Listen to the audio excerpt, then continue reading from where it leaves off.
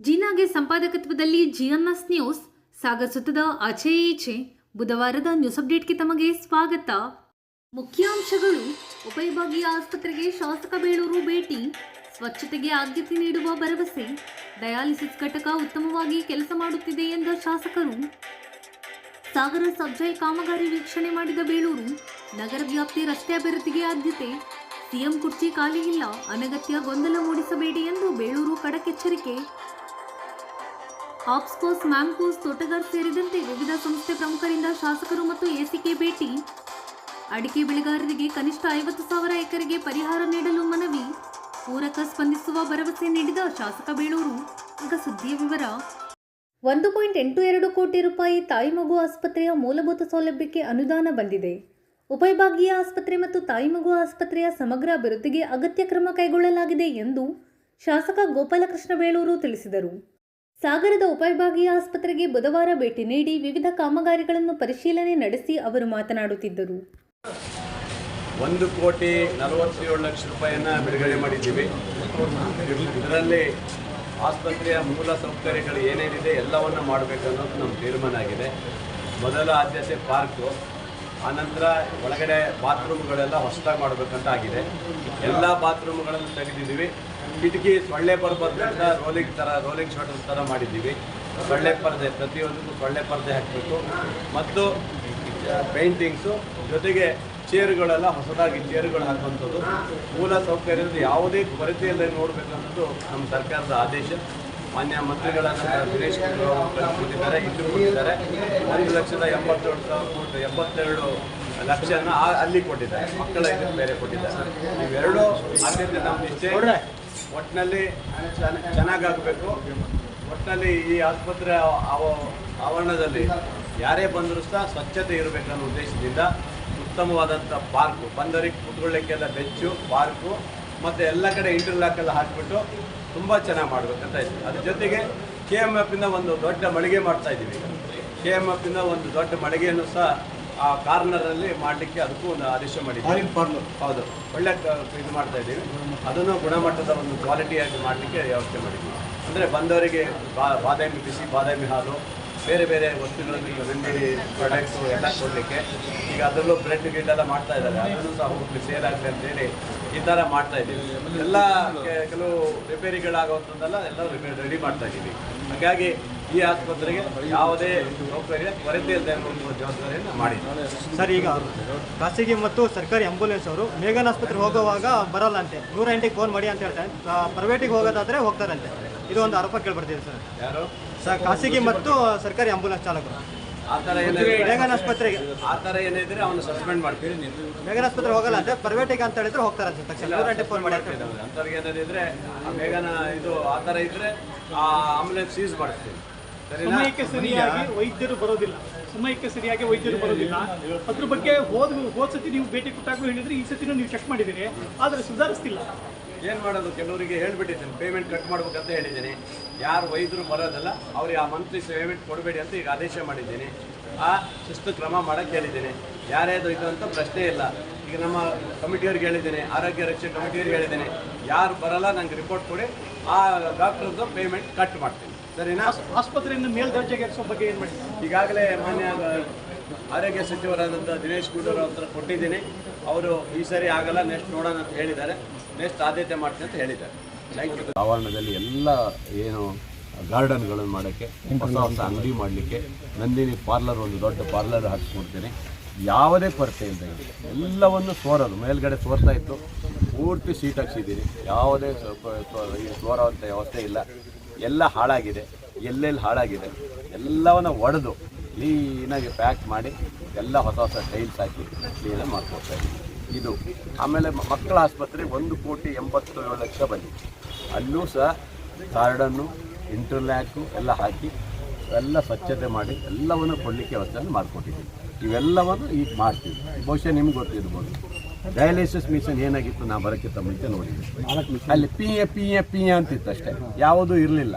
ಪಾಪ ಎಷ್ಟೋ ಜನ ಬಡವರು ಶಿವಮೊಗ್ಗ ಅಲ್ಲಿ ಹೋಗ್ತಿದ್ರು. ಹೇಳೋರು ನನಗೆ ಚುನಾವಣೆ ಪೂರ್ವದಲ್ಲಿ ಹೇಳಿದರು, ಸರ್ ನಿಮ್ಮ ಪುಣ್ಯ ಬರುತ್ತೆ, ಡಯಾಲಿಸಿಸ್ಗೆ ನಮ್ಗೆ ಅವಕಾಶ ಮಾಡಿಕೊಡಿ ಸರ್ ನಿಮಗೆ ಅಂತ ಚುನಾವಣೆ ಪೂರ್ವದಲ್ಲಿ ಹೇಳಿದ್ದಾರೆ ನನಗೆ.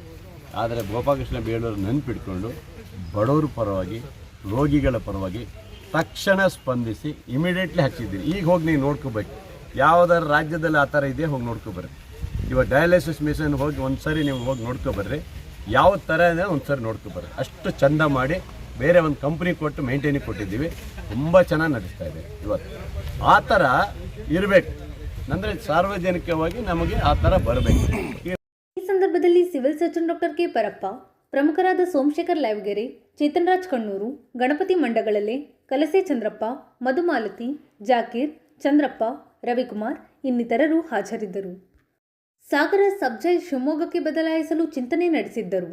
ನಾನು ಇದನ್ನು ತಡೆದು ಸಾಗರದಲ್ಲಿಯೇ ಇರುವಂತೆ ಅಗತ್ಯ ಕ್ರಮ ಕೈಗೊಂಡಿದ್ದೇನೆ ಎಂದು ಶಾಸಕ ಗೋಪಾಲಕೃಷ್ಣ ಬೇಳೂರು ತಿಳಿಸಿದರು. ಸಾಗರದ ಸಬ್ಜೈಲ್ಗೆ ಬುಧವಾರ ಭೇಟಿ ನೀಡಿ ಕಾಮಗಾರಿ ಪರಿಶೀಲನೆ ನಡೆಸಿ ಅವರು ಮಾತನಾಡುತ್ತಿದ್ದರು. ಶಿಫ್ಟ್ ಮಾಡಿಬಿಡ್ತೀವಿ ನಾವು ಬೇರೆ ಕಡೆ ಶಿವಮೊಗ್ಗಕ್ಕೆ, ಇಲ್ಲಿ ಬೇಡ ಅಂತ ಕೂತಿದ್ರು. ನಾನು ಗಲಾಟೆ ಮಾಡಿ ಇಲ್ಲ ಇಲ್ಲಿ ಸ್ಥಳೀಯವಾಗಿ ಬೇಕಾಗತ್ತೆ, ಬೇರೆ ಕಡೆ ಬೇಡ, ಅದರಿಂದ ನಾನೇ ಹೋಗಿ 1,30,30,00,000 ರೂಪಾಯಿ ಕಾಂಪೌಂಡ್ ಬಿದ್ದ ತಕ್ಷಣವೇ ಅವ್ರಿಗೆ ರೆಡಿ ಮಾಡಿ ತಗೊಬಂದಿದ್ದೀನಿ. ಹಾಗಾಗಿ ಇಲ್ಲಿ ಯಾವುದೇ ಜೈಲನ್ನು ಬಿಟ್ಕೊಡೋಂಥ ಪ್ರಶ್ನೆ ಇಲ್ಲ. ಈಗ ಸದ್ಯಕ್ಕೆ ಇದಾಗಲಿ, ಆ ನಂತರ ಇದಕ್ಕೆ ಮೂಲ ಸೌಕರ್ಯ ಗೋಪಾಲ್ ಗೌಡರು ಯಾರ್ಯಾರು ಹಿಂದೆ ಅಲ್ಲಿ ಬಂದಿದ್ದರು ಅವರ ನೆನಪಿಗಾಗಿ ಏನೇನು ಮಾಡಬೇಕು ಇದನ್ನೆಲ್ಲ ಮುಂದೆ ನಾನು ಸ್ವಲ್ಪ ಮಿನಿಸ್ಟರ್ ಹತ್ರ ಚರ್ಚೆ ಮಾಡಲಿಕ್ಕೆ ಅವಕಾಶ ಇದೆ. ಆಮೇಲೆ ತುಂಬ ಮುಖ್ಯವಾಗಿ ಸರ್, ಸಾಗರ ನಗರದ ರಸ್ತೆಗಳು ಗುಂಡಿ ಬಿದ್ದಿದೆ, ಜನ ತುಂಬ ಅದ್ರ ಬಗ್ಗೆ ಬೇಸರದಲ್ಲಿದ್ದಾರೆ. ಹಬ್ಬ ಮುಗಿದ ಮೇಲೆ ಅದನ್ನು ಶುರು ಮಾಡ್ತೇನೆ ಅಂತ ಹೇಳಿದ್ದಾರೆ ನೀವು. ನ್ಯಾಷನಲ್ ಹೈವೇದು ಕೂಡ ಕಟಿಂಗ್ ಶುರುವಾಗ್ತಾ ಇದೆ. ಈ ರೀತಿ ಗೊಂದಲ ಆಗದೇ ಇರೋ ಹಾಗೆ ಇಲ್ಲ. ಈಗ ಮಾಡಲಿಕ್ಕೆ ಏನಾಗಿದೆ, ಈಗ ಮಳೆ ಮತ್ತೆ ಮಾಡಬೇಕಂತ ಇತ್ತು. ಈ ಮಳೆಯಲ್ಲಿ ಏನಾಗಿದೆ, ಸ್ವಲ್ಪ ಶುರುವಾದರೆ ನಿಂತೋದ್ರೆ ಒಂದು 3 ದಿವಸಕ್ಕೆ ಮತ್ತೆ ಮಳೆ ಬರ್ತದೆ.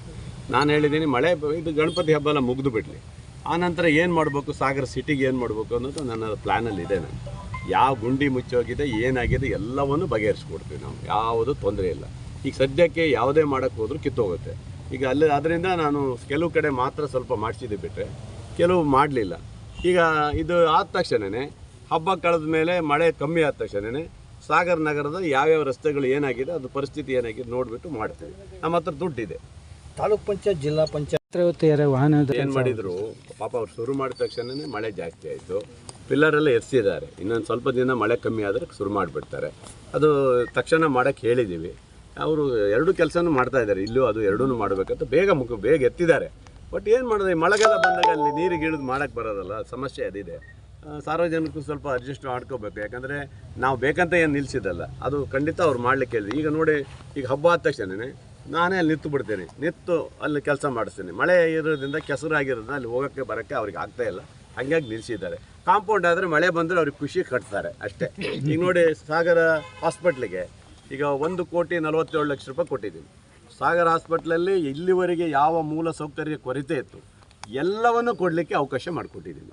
ಸೊಳ್ಳೆ ಪರದೆಯಿಂದ ಹಿಡಿದು ಡೋರ್ಗಳೆಲ್ಲ ಇದು ಸೈಡ್ ಡೋರ್ಗಳನ್ನು ಮಾಡಿಸಿ, ಹೊಸದಾಗಿ ಕುರ್ಚಿಗಳು, ಎಲ್ಲ ಬಾತ್ರೂಮ್ಗಳನ್ನು ಕ್ಲೀನು, ಎಲ್ಲ ಹಾಸ್ಪಿಟ್ಲ್ ಆವರಣದಲ್ಲಿ ಎಲ್ಲ ಏನು ಗಾರ್ಡನ್ಗಳನ್ನು ಮಾಡೋಕ್ಕೆ, ಹೊಸ ಅಂಗಡಿ ಮಾಡಲಿಕ್ಕೆ, ನಂದಿನಿ ಪಾರ್ಲರ್ ಒಂದು ದೊಡ್ಡ ಪಾರ್ಲರ್ ಹಾಕ್ಸ್ಕೊಡ್ತೀನಿ. ಯಾವುದೇ ಕೊರತೆ ಇಲ್ದಂಗೆ ಎಲ್ಲವನ್ನು ಸೋರೋದು, ಮೇಲ್ಗಡೆ ಸೋರ್ತಾ ಇತ್ತು, ಪೂರ್ತಿ ಸೀಟ್ ಹಾಕ್ಸಿದ್ದೀನಿ. ಯಾವುದೇ ಈಗ ಸೋರೋವಂಥ ವ್ಯವಸ್ಥೆ ಇಲ್ಲ. ಎಲ್ಲ ಹಾಳಾಗಿದೆ, ಎಲ್ಲೆಲ್ಲಿ ಹಾಳಾಗಿದೆ ಎಲ್ಲವನ್ನು ಒಡೆದು ಕ್ಲೀನಾಗಿ ಪ್ಯಾಕ್ ಮಾಡಿ ಎಲ್ಲ ಹೊಸ ಟೈಲ್ಸ್ ಹಾಕಿ ಕ್ಲೀನಾಗಿ ಮಾಡಿಕೊಡ್ತಾಯಿದ್ದೀನಿ. ಇದು ಆಮೇಲೆ ಮಕ್ಕಳ ಆಸ್ಪತ್ರೆಗೆ 1,87,00,000 ಬಂದಿದೆ. ಅಲ್ಲೂ ಸಹ ಗಾರ್ಡನ್ನು, ಇಂಟರ್ಲ್ಯಾಕು ಎಲ್ಲ ಹಾಕಿ ಎಲ್ಲ ಸ್ವಚ್ಛತೆ ಮಾಡಿ ಎಲ್ಲವನ್ನು ಕೊಡಲಿಕ್ಕೆ ವ್ಯವಸ್ಥೆಯನ್ನು ಮಾಡಿಕೊಟ್ಟಿದ್ದೀನಿ. ಇವೆಲ್ಲವನ್ನು ಈಗ ಮಾಡ್ತೀವಿ. ಬಹುಶಃ ನಿಮ್ಗೆ ಗೊತ್ತಿರ್ಬೋದು, ಡಯಾಲಿಸಿಸ್ ಮಿಷನ್ ಏನಾಗಿತ್ತು ನಾವು ಬರೋಕ್ಕಿಂತ ಮುಂಚೆ ನೋಡಿದೆ. ಅಲ್ಲಿ ಪಿ ಎ ಅಂತಿತ್ತು ಅಷ್ಟೇ, ಯಾವುದೂ ಇರಲಿಲ್ಲ. ಪಾಪ ಎಷ್ಟೋ ಜನ ಬಡವರು ಶಿವಮೊಗ್ಗ ಅಲ್ಲಿ ಹೋಗ್ತಿದ್ರು. ಹೇಳೋರು ನನಗೆ ಚುನಾವಣೆ ಪೂರ್ವದ ಹೇಳಿದರು, ಸರ್ ನಿಮ್ಮ ಪುಣ್ಯ ಬರುತ್ತೆ, ಡಯಾಲಿಸಿಸ್ಗೆ ನಮ್ಗೆ ಅವಕಾಶ ಮಾಡಿಕೊಡಿ ಸರ್ ನಿಮಗೆ ಅಂತ ಚುನಾವಣೆ ಪೂರ್ವದಲ್ಲಿ ಹೇಳಿದರು ನನಗೆ. ಆದರೆ ಗೋಪಾಲಕೃಷ್ಣ ಬೇಳೂರು ನೆನಪಿಟ್ಕೊಂಡು ಬಡವರ ಪರವಾಗಿ, ರೋಗಿಗಳ ಪರವಾಗಿ ತಕ್ಷಣ ಸ್ಪಂದಿಸಿ ಇಮಿಡಿಯೇಟ್ಲಿ ಹಚ್ಚಿದ್ದೀನಿ. ಈಗ ಹೋಗಿ ನೀವು ನೋಡ್ಕೋಬೇಕು, ಯಾವುದಾದ್ರು ರಾಜ್ಯದಲ್ಲಿ ಆ ಥರ ಇದೆಯಾ ಹೋಗಿ ನೋಡ್ಕೊಬರ್ರಿ. ಇವಾಗ ಡಯಾಲಿಸಿಸ್ ಮಿಷನ್ ಹೋಗಿ ಒಂದು ಸರಿ ನೀವು ಹೋಗಿ ನೋಡ್ಕೊಬರ್ರಿ, ಯಾವ ಥರ ಇದೆ ಒಂದು ಸರಿ ನೋಡ್ಕೊಬರ್ರಿ. ಅಷ್ಟು ಚಂದ ಮಾಡಿ ಬೇರೆ ಒಂದು ಕಂಪ್ನಿ ಕೊಟ್ಟು ಮೇಂಟೈನಿಂಗ್ ಕೊಟ್ಟಿದ್ದೀವಿ, ತುಂಬ ಚೆನ್ನಾಗಿ ನಡೆಸ್ತಾ ಇದೆ. ಇವತ್ತು ಆ ಥರ ಇರಬೇಕು. ಇದು ಆ ಥರ ವಾತಾವರಣ ಕೆಲವರು ಸುಮ್ಮನೆ ಹಬ್ಬಿಸ್ತಾ ಇದ್ದಾರೆ. ನಮ್ಮಲ್ಲೂ ಕೆಲವರು ನಾನು ಸಿ ಎಮ್ ಆಗಬೇಕು, ನಾನು ಸಿ ಎಮ್ ಆಗಬೇಕು ಅಂತ ಹೇಳ್ತಾ ಇದ್ದಾರೆ. ಈಗಾಗಲೇ ಉಪಮುಖ್ಯಮಂತ್ರಿಗಳು ಹೇಳಿದ್ದಾರೆ ಇಲ್ಲಿ ಸಿ ಎಮ್ ಪೋಸ್ಟ್ ಯಾವುದು ಖಾಲಿ ಇಲ್ಲ ಅಂತ. ಈ ಥರ ವಾತಾವರಣ ಗೊಂದಲ ಮಾಡೋದು ಅವ್ರು ಬಿಡಬೇಕು. ಯಾರೇ ಆಗಲಿ ನಮ್ಮ ಪಕ್ಷದ ಮುಖಂಡರಿಗೆ ಹೇಳ್ತಾ ಇದ್ದೀನಿ, ಈ ಥರ ಗೊಂದಲ ಮಾಡೋದು ಯಾವುದು ಮಾಡೋಕ್ಕೆ ಹೋಗಬೇಡಿ. ಖಂಡಿತ ಅದು ಒಳ್ಳೆಯದಲ್ಲ. ಪಕ್ಷದ ಹಿರಿಯ ನಾಯಕರು, ಕೇಂದ್ರ ನಾಯಕರು ಏನು ತೀರ್ಮಾನ ಇದೆ ಅದಾಗುತ್ತೆ. ಈಗೇನು ಸಿದ್ದರಾಮಯ್ಯ ಅವರು ಏನು ರಾಜೀನಾಮೆ ಕೊಟ್ಟಿದ್ದಾರಾ? ಯಾವುದೇ ಮುಖ್ಯಮಂತ್ರಿ ಚೇರ್ ಏನು ಖಾಲಿ ಇಲ್ಲಲ್ಲ. ಈ ಥರ ಗೊಂದಲ ಮಾಡೋಣ ನಮ್ಮ ಪಕ್ಷದ ಯಾವುದೇ ಮುಖಂಡರಾದ್ರೂ ನಿಲ್ಲಿಸ್ಬೇಕಂತ ನಾನು ವಾರ್ನಿಂಗ್ ಮಾಡ್ತೀನಿ. ಈ ಸಂದರ್ಭದಲ್ಲಿ ದೇಶಪಾಂಡೆ ಇರ್ಬೋದು, ಇನ್ನೊಬ್ಬ ಇರ್ಬೋದು, ಯಾರೇ ಇರ್ಬೋದು, ಈ ಥರ ಹೇಳಿಕೆ ಕೊಡಬಾರ್ದು, ತಪ್ಪಾಗತ್ತೆ. ರಾಜಕಾರಣದ ಅಂತ ಅನಿಸ್ತಾ ಇದೆ. ನಿಮ್ಮೆಲ್ಲರ ಆಶೀರ್ವಾದ, ದೇವರ ಆಶೀರ್ವಾದ, ಜನರ ಆಶೀರ್ವಾದ ಇದೆ. ನಾನೇನು ಸನ್ಯಾಸಿನಾ? ಅಲ್ಲಲ್ಲ. ಏನೋ ಆಶೀರ್ವಾದ ಮಾಡಿದ್ರೆ ಖಂಡಿತ ಆಗ್ತೀನಿ. ಬೇಡ ಅಂತ ಹೇಳೋಕೆ ಏನು ಬರಲ್ಲ. ಕೊಟ್ಟರೆ ಆಗೋಕ್ಕೇನೋ ಬೇಡ ಅಂತೀವ? ಖಂಡಿತ ಆಗ್ತೀನಿ. ಆದರೆ ಕೊಟ್ಟರೆ ಆಗ್ತೀನಿ. ಈಗ ಒಂದು ವಾರದಲ್ಲಿ ಮಾಡ್ತೀನಿ, ಹಬ್ಬಕ್ಕೆ ಕೊಡ್ತೀನಿ ಅಂತ ಹೇಳಿದಾರಲ್ಲ.